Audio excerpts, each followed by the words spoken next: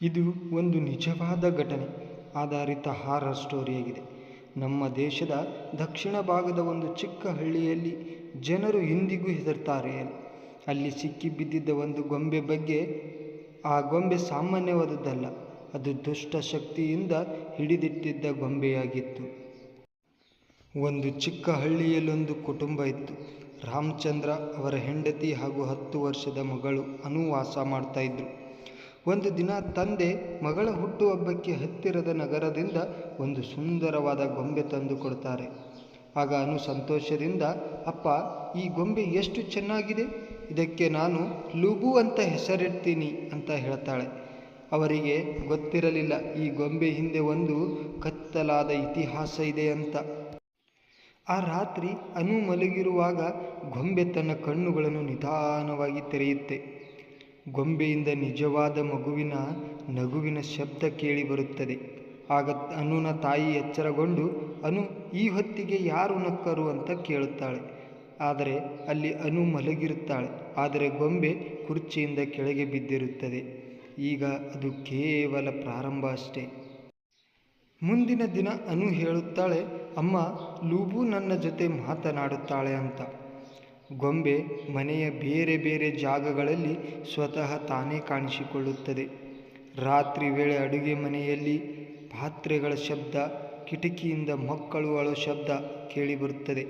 ಆಗ ತಾಯಿ ಗಾಬರಿಯಿಂದ, ರಾಮಚಂದ್ರ, ಈ ಗೊಂಬೆಯಲ್ಲಿ ಏನೋ ತೊಂದರೆ ಇದೆ, ಇದನ್ನು ಮನೆಯಿಂದ ಹೊರ ಹಾಕೋಣ ಅಂತ ಹೇಳ್ತಾಳೆ. ಆಗ ರಾಮಚಂದ್ರ ಕೋಪದಿಂದ, ನೀನು ತುಂಬ ಓವರ್ ಆಗ್ತೀಯ, ಇದು ಸಾಮಾನ್ಯ ಗೊಂಬೆ ಅಷ್ಟೇ ಅಂತ ಹೇಳಿ ಸಮಾಧಾನಪಡಿಸುತ್ತಾನೆ. ಒಂದು ರಾತ್ರಿ ಅನು ಮಧ್ಯರಾತ್ರಿ ಎದ್ದು ಗೊಂಬೆಯನ್ನು ಹಿಡಿದು ಕತ್ತಲೆಯಲ್ಲಿ ಅಳುತ್ತಿರುತ್ತಾಳೆ. ಅವಳ ಕಣ್ಣುಗಳು ಕೆಂಪಗಾಗಿರುತ್ತವೆ. ಅವಳ ಗೊಂಬೆಯ ಧ್ವನಿಯಲ್ಲಿ ಮಾತನಾಡುತ್ತಾಳೆ. ಭೀಕರ ಧ್ವನಿಯಾಗಿರುತ್ತದೆ ಅದು. ನನ್ನನ್ನು ಯಾರು ಸುಟ್ಟು ಹಾಕಿದರು, ನಾನು ಹಿಂತಿರುಗುತ್ತಿದ್ದೇನೆ ಅಂತ ಹೇಳುತ್ತದೆ. ಆಗ ತಾಯಿ ಹೆದರಿ ಚೀರಿಕೊಳ್ಳುತ್ತಾಳೆ.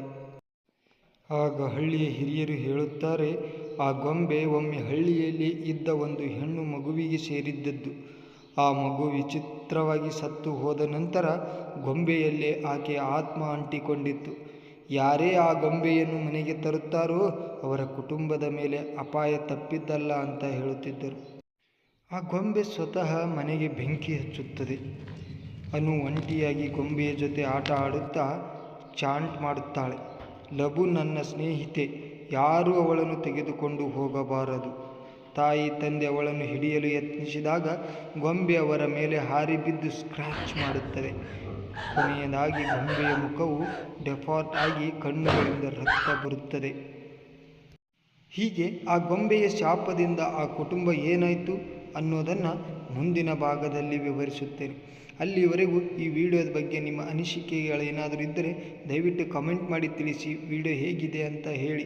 ಹಾಗೆ ಇದೇ ರೀತಿಯಾದ ವಿಡಿಯೋಗಳಿಗಾಗಿ ತಪ್ಪದೇ ನಮ್ಮ ಚಾನಲನ್ನು ಸಬ್ಸ್ಕ್ರೈಬ್ ಮಾಡಿಕೊಳ್ಳಿ. ಪಕ್ಕದಲ್ಲಿರುವ ಬೆಲ್ ಐಕನನ್ನು ಒತ್ತಿ. ಮತ್ತೆ ಇದರ 2ನೇ ಭಾಗದಲ್ಲಿ ಭೇಟಿಯಾಗೋಣ. ಧನ್ಯವಾದಗಳು.